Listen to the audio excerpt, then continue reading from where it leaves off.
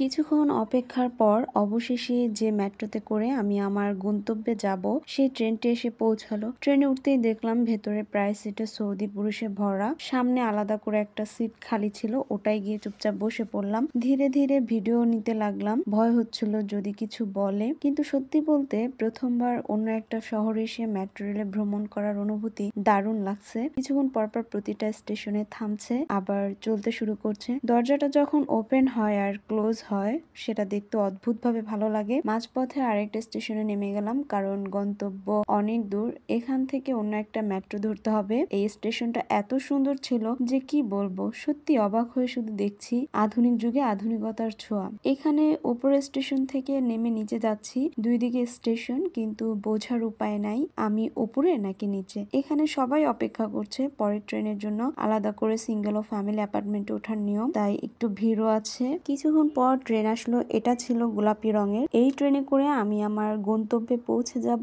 ট্রেনে উঠতেই আরো বেশি এক্সাইটেড হয়ে গেলাম, কারণ মেট্রো রেলে করে সৌদি আরবের রাতের শহর দেখতে সত্যি অসাধারণ। চারদিকে শুধু আলো আর আলো, পুরো শহর ঝলমল করছে। প্রতিটা বিল্ডিং, রাস্তার প্রতিটা আনাচে কানাচে আলোয় ভরে আছে। হয়তো এই আলোর জন্য সৌদি রাতের সৌন্দর্য এত বেশি ফুটে ওঠে। এই ছিল আমার সৌদি আরবের মেট্রো রেলের ভ্রমণের ছোট্ট অভিজ্ঞতা।